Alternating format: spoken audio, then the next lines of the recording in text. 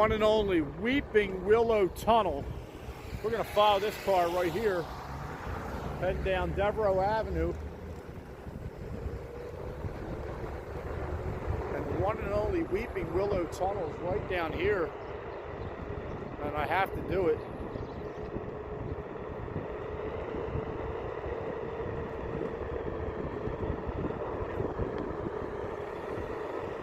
Right here, going a little too fast. But here we go. Look at you. Look at the Weeping Willow Tunnel. The legend of it. The legend of the journey.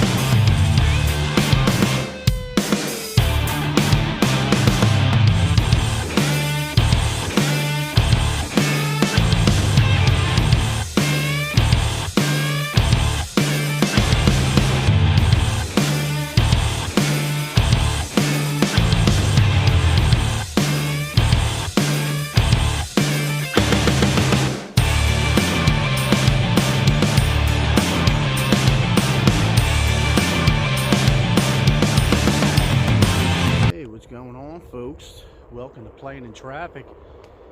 The day before Christmas Eve. It's been a few days, it's been a handful of days. I got out here to really shoot a long form on this on my one wheel because of the freaking temperatures, because I'm not about this 35-degree ride. So it's creeping into the lower 40s today. This is my old block that I grew up on, 6100 Belden Street.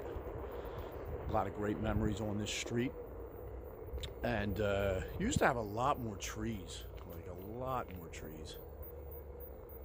And of course, that was I enjoyed the climb of it all. Then that's kind of what I do growing up until video games, and that's what I'm doing today. The origins of video games in this area, anyway. And I'm making a left-hand turn on Devereaux Avenue. And I'm not going to be stopping here, but I want you to look over my shoulder as I creep past this person's house. Not that one. This one right here. There's a wall back there. And yeah, and there's literally nothing good about what I'm about ready to say. But in 1977, and we are now talking about the origins of video games with the Atari 2600. One of the very first video game systems. At least there was a wall back there. There actually still is. And the wall was where we sat and watched this person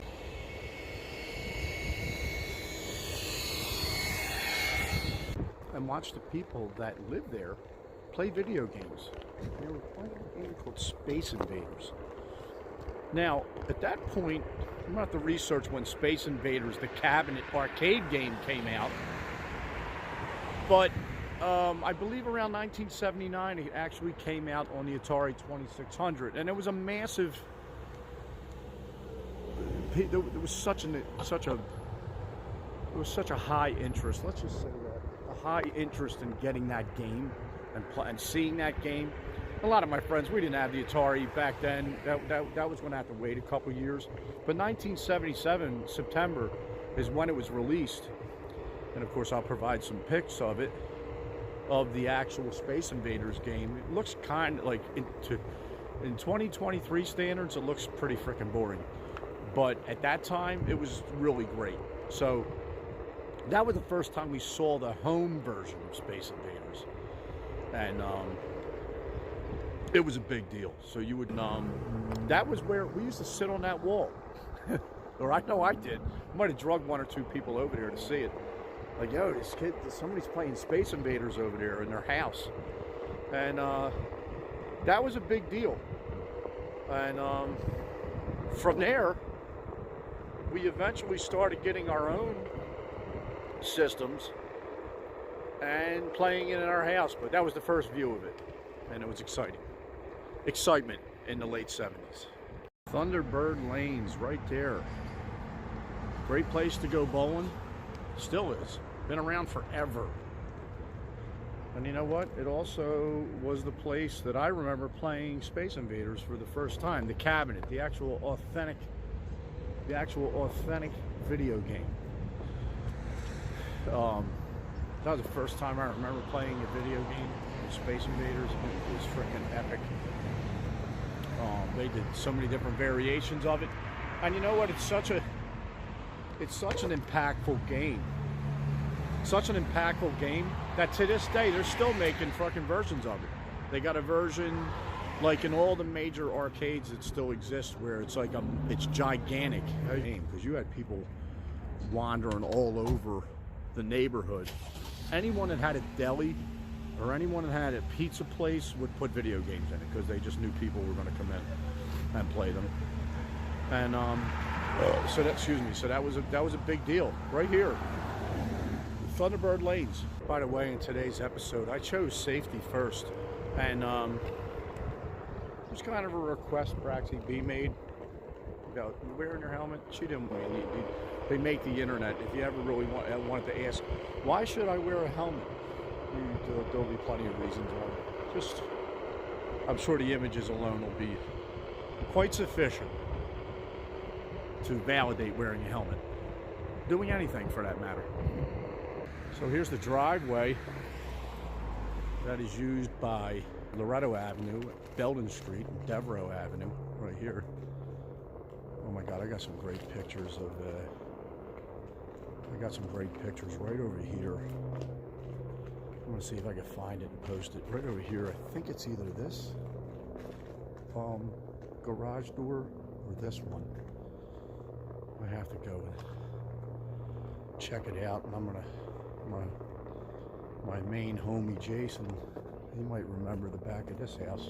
Boy, nothing back here looks anything remotely similar to when we were growing up. But here's where a lot of dog poop was picked up and disposed of improperly, I might add. There was even grass there, no longer grass. Okay, but anyway, the reason why I came down is this house right here with the white fence, directly in front, I should say, right there, was one of the first times, actually was the first time I played in television. And in television, you had to be really cool to have one of them. And I'll even one up that one more by saying ColecoVision, which was also superior to Atari 2600. And television was as well. That place was one of the first places I've ever played in television. And I remember one day playing it so long that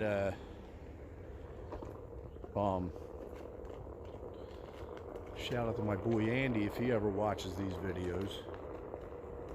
We played it so long in his uncle's house, and then I was like, "What time is it?" Because I was sleeping over, which there was no sleep at all that we did because we played in television the whole night for the first time. I might add that I came down this driveway and saw my dad as he was leaving for work at 5 a.m. He was a letter carrier forever and retired, and that was right around here. What a house. Oh my God, it's so hard to determine. Oh, there it is. 6117 was my old address. That'd be right there. Again, looks nothing like what it was. But yeah, he was getting up for work, and I was like, "Hey, Dad." He's like, "Oh, what are you still awake? Oh, you got up early." I go, "No, we never went to sleep yet." Because we were playing in television. I mean, come on. It was in television. I'll post a pic or two. You're going to look at it now and say, what the hell is this crap? But back then, and whatever year that was put out, that was a big deal. And television was a big deal. Everyone was in competition to beat out Atari. And television did a good job of it because the graphics were like, they were already better than Atari. Atari was borderline booty. We didn't know any better because we were so young. And home gaming was so new that they got away with a lot of trash.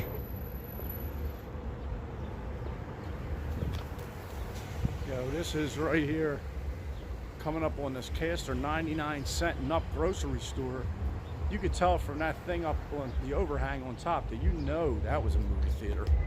And if you guessed it was, you were accurate because it was the Castor movie theater. There it is sitting back there, that yellow store, but it was the Castor movie theater. We never really messed with that much because we had the Benner movie theater around our way, so there really was no need for us to go to Castor because we had the Benner movie theater was literally just, oh my goodness, like technically probably like not even a 2/10 of a mile away. The further up the store. What's up, bro? How are you? Good, buddy. All right. Of course, you probably should rename this whole show. Just flip it over from Playing in Traffic to That 70s Show. I don't think there was ever a show called That 70s Show. So I probably should make it that because that was the 70s. Man, movie theaters were freaking booming business.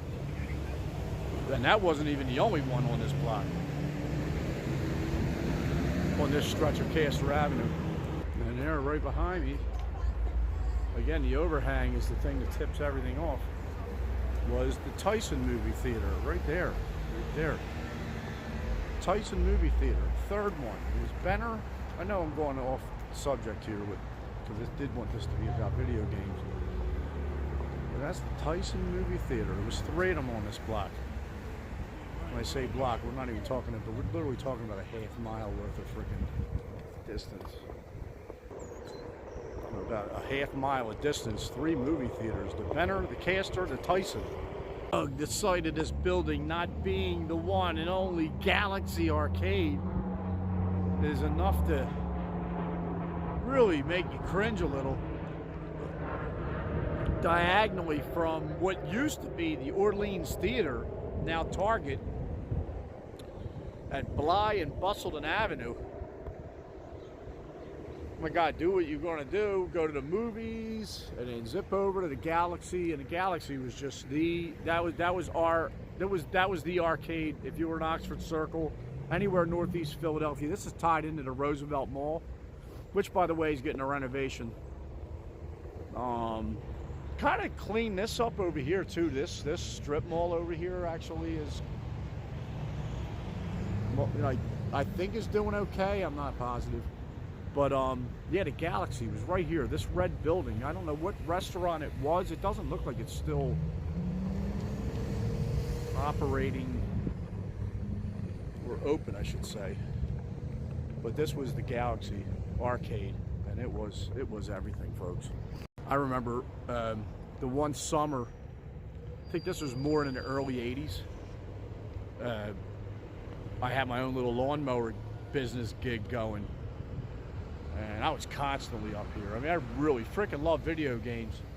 And this was the place where all the console games were. So you had the Atari that looked like absolute booty. And then you had this place that had the actual real legit video games. Now, boy, had the tables been turned. Because up until I got my one wheel, I was playing, I would say 2 or 3 times a week on the 360. Oh no, not the 360, the One. So I got the Xbox One, and yeah, that's my system that I currently have. The minute I got the one wheel, I literally have played video games maybe two or 3 times over the last year.